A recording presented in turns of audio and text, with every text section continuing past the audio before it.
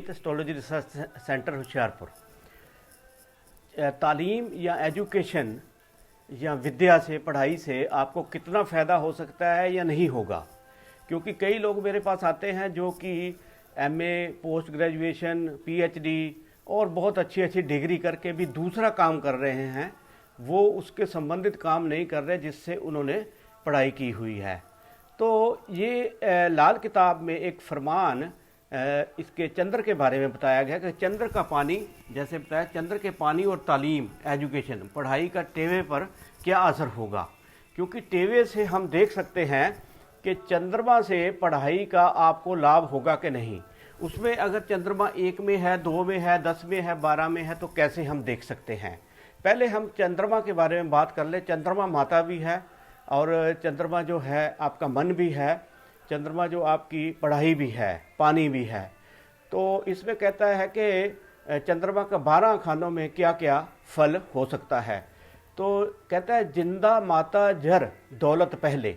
अगर पहले भाव में हो चंद्रमा तो जिंदा माता जर दौलत पहले, माता भी जिंदा रहेगी और दौलत भी आएगी। जिस पढ़ाई को करेगा उससे लाभ होगा। और दूजे दौलत सुख अपनी हो, कभी रिजक न चोरी तीजे। चौथे में चोगनी, खर्चा जितना करे चौथे में उतनी ही उसको ज़्यादा फायदा होना शुरू हो जाता है। तबीयत धर्म पंच दौलत चंगा। धर्म के आग 6 में मंदा ही, 6 में अगर मंदा होगा। अवतार लक्ष्मी घर 7वें में होता, मंदा हुआ न पाप राहु केतु का जो। अगर राहु केतु अगर मंदे ना हो या मंदा ना कर रहे हो चंद्रमा को, आपको पता है भी चंद्रमा को दूषित करने के लिए कुदृष्टि अगर राहु केतु या शनि की पड़ जाए तो फिर इसका जो फल है वो मंदा हो जाता है। मंदा जो माल मंदा 8 उम्र पे चंद्र घड़ा मोती 9 माना है। इसी तरह से हर एक भाव में इसका क्या फल मिलता है इसके बारे में भी बताया गया है। चंद्र 12 की चमक हो ऐसी, जले और हरदम दुखी रहे, जैसे ये बताया गया है।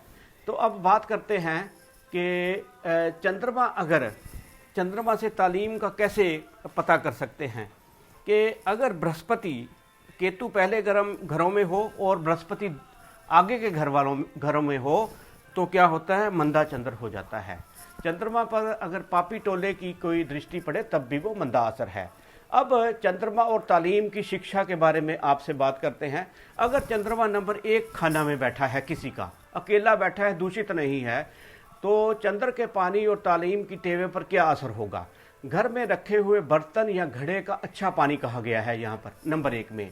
कहता है तालीम पर लगाया हुआ पैसा कभी खाली नहीं जाएगा और ज़रूर वापस आएगा। मददगार तालीम कहा गया है। किसी का चंद्रमा यहाँ हो तो वो जो पढ़ाई करेगा उससे उसको लाभ होगा। नंबर 2 में अगर किसी का चंद्रमा हो तो कहा गया है पहाड़ से निकलता हुआ उम्दा पानी, खुद पढ़े और दूसरों को पढ़ाने वाला होगा। आम जो है उसकी स्कूल मास्टरी करने की कोई शर्त नहीं है, मगर चाहे पढ़े, चाहे आगे पढ़ाए, चाहे ना पढ़ाए, पर दूसरों को ज़रूर शिक्षा देने की उसकी होगी, थोड़ी सी उसकी मंशा होगी हमेशा। तो अगर वो चांदी का या घोड़ों का व्यापार करे, कहते हैं चंद्रमा 2 वाला, तो उसको लाभ होता है। चंद्र 3 को कहा गया है रेगिस्तान का पानी। जिस कदर तालीम बढ़ती जाएगी पिता की माली हालत कमज़ोर होती जाएगी।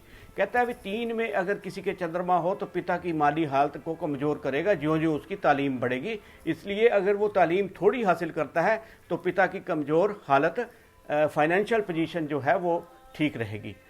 तो अपनी उसकी ज्यों ज्यों उम्र बढ़े त्यों त्यों तालीम की कीमत कम होगी। अगर किसी का 3 में है तो ज्यों ज्यों उम्र बढ़ती है तालीम की कीमत कम हो जाती है, उसको कम फ़ायदा होना शुरू हो जाता है। नंबर 4 में चश्मे का मीठा पानी कहा गया है। तालीम हरदम मुबारक। तालीम मतलब एजुकेशन मुकम्मल खुद ब खुद होगी। अगर कोई अड़चन भी आ जाए तब भी उसको खुद ब खुद कोई ना कोई ऐसा कोई उसको मिल जाएगा जो कि उसकी तालीम पूरी करने में मदद करेगा। इसलिए तालीम में अड़चन नहीं आएगी। नंबर 5 में कहता है गृहस्थियों के लिए आबादी के अंदर दरिया या आबादी को सिंचित करने वाला दरिया या नहर। तालीम पर लगाया पैसा पूरी कीमत न देगा। डिग्री तो होगी पर मददगार न होगी। 5 में क्या है, कहता है भी डिग्री तो होगी मगर वो ज़्यादा मददगार ना होगी, क्योंकि उसमें उसको हो सकता है कोई और काम करना पड़ जाए। कई बार मेरे पास कोई लोग आते हैं, कहते हैं जी मास्टर डिग्री की हुई है, पीएचडी की हुई है, मगर वो कर रहे हैं मार्केटिंग या कोई और काम कर रहे हैं, इसलिए उसका पूरा लाभ नहीं होगा। नंबर 6 में अगर किसी की चंद्रमा हो तो कहता है पाताल का पानी, कुआं, हैंड पंप वगैरह। तालीम जो है वो उसकी जो होगी मगर तकलीफ़ें बहुत खड़ी करेगी। तकलीफ़ों में उसकी होगी, कोई ना कोई अड़चन पड़ गई, कोई ना कुछ ऐसा काम पड़ गया, इसलिए तालीम उसकी अच्छी नहीं होगी। 7 में कहा गया मैदान और खेती को सिंचित करने वाला दरिया की नहर। शादी होने से पहले तालीम पूरी करेगा। अगर किसी के यहाँ पर चंद्रमा बैठा है 7 में तो कहता है शादी से पहले तालीम पूरी कर ले। जब तक तालीम पढ़ता रहेगा तब तक उसकी शादी ना होगी। दूध होगा मगर उसकी जगह बकरी का दूध होगा जिसमें कि मेंगने मिली होती है, ज़्यादा फल नहीं होगा। तो 7 में क्या है, 7 में उसे कहा गया है कि भाई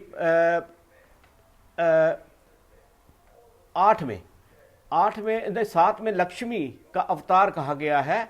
8 में क्या कहा गया, आबे हयात और जहर खालिस। माता हुई तो तालीम से भागते रहे, उसका भी सुख जो है मालिक नहीं देगा। अगर 9 में है तो इसको समुद्र कहा गया है। समुद्र का मतलब होता है कि भाई इंद्र राजा की तरह सबको दाता होगा, देने वाला होगा।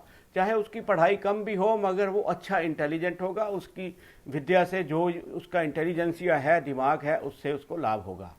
अगर 10 में देखें तो पहाड़ों की रुकावट में बंद पड़ा पानी, दूसरों को पढ़ाना, खुद को भी तालीम से वंचित, और पढ़ने वाले को पानी मांगने पर पत्थर से जवाब देगा। 10 में हो तो ज़्यादा अच्छा नहीं बताया गया है। जैसे डैम का पानी इकट्ठा कर लिया गया है वैसे ही इसको बताया गया है कि जब वो पानी ठहरा हुआ पानी है वो ज़्यादा दूसरों को भी लाभ नहीं देगा। कोई पढ़ाई के लिए आपको कहेगा तो उसको नुकसान दे देगा। मगर दवाइयों की जानकारी ऐसे व्यक्ति को बहुत ज़्यादा होती है कि भाई वो दवाइयों के बारे में बहुत उसको ज्ञान होगा। अगर खाना नंबर 8 मंदा हो, अगर 10 में चंद्रमा हो तो बहुत ही मंदा फल देगा। अगर खाना नंबर 2 उम्दा हो, दूसरा खाना, अगर 8 मंदा तो बहुत मंदा, अगर 2 उम्दा तो और बहुत ज़्यादा उसको अच्छे फल जो मिलेंगे। 11 में क्या कहा गया है, 11 में अगर चंद्रमा हो किसी के तो यहाँ पर वैसे अच्छा नहीं होता, क्योंकि बरसाती नाला कहा गया है इसे। कभी आ गया तो ठीक है, नहीं तो पड़ेगा तो पूरा, वरना अनपढ़ व्यक्ति हाजिफ जी ही होगा। हाजिफ जी का मतलब होता है पढ़ा लिखा, अपने आप को बहुत समझेगा मगर होगा नहीं। तो इसलिए 12वें भाव में जो है चंद्रमा को क्या कहा गया है कि 12वें भाव में चंद्रमा को अच्छा फल देने वाला नहीं बताया गया। अगर हम कहें कि आसमानी पानी, ओले बर्फ वगैरह, पखाना मंदा, नाली बंदरों का पानी इसको कहा गया है लाल किताब में। अगर पापी तो उसे ज्यों ज्यों तालीम पढ़ने में बढ़ता जाए, घर घाट उतना ही उसका मंदा होता जाए। मगर जब बृहस्पति उम्दा हो, जैसे अगर चंद्रमा यहाँ पर है तो वो मंदा असर ही देगा, कहता है रात को नींद नहीं आएगी या उसको कुछ फल अच्छे नहीं मिलेंगे। मगर वो कहता है बृहस्पति अगर उम्दा हो, बृहस्पति कैसे उम्दा होता है, जैसे 2, 5, 9 और 12 में उम्दा फल देता है। अगर उस पर कोई कुदृष्टि ना पड़ रही हो तो तब उसका फल जो है कहते हैं वो बर्फ़ का पानी माना गया है। बर्फ़ का पानी अगर मिट्टी में भी पड़े तो वो अपने आप को उसमें समा लेता है और अच्छा फल देता है। तो पढ़े या ना पढ़े, चंद्रमा 12 वाला पढ़े या ना पढ़े मगर पढ़े लिखों का बाप होगा। चंद्र देखे शनिश्चर को तो चंद्र का फल उम्दा। अगर टेवे में चंद्रमा शनिश्चर को देखे तो फल उम्दा होगा, अगर शनिश्चर चंद्रमा को देखे तो उसका फल मंदा होगा। इसलिए एजुकेशन उन लोगों को ही फल अच्छा देगी जिसका कि टेवे में चंद्रमा उसको सपोर्ट करता होगा और वो पापी टोला मतलब राहु, शनि और केतु से उसकी दृष्टि उनके ऊपर ना पड़ रही हो तो उसको फल अच्छा होगा। अगर आपका कोई भी जनरल सवाल हो इस बारे में, तालीम के बारे में, एजुकेशन के बारे में, तो बच्चों की एजुकेशन के बारे में, उसमें मगर दो चीज़ें होती हैं कि वर्षफल भी देखें, और क्योंकि वर्षफल की बहुत अहमियत है कि 40 दिन के अंदर अंदर वर्षफल में आप उपाय कर लें तो आपको बहुत लाभ होता है। इसलिए आप कुंडली का विश्लेषण भी करवा सकते हैं। और अगर आपका कोई भी साधारण सवाल हो तो वो आप मुझसे कर सकते हैं। सत श्री अकाल।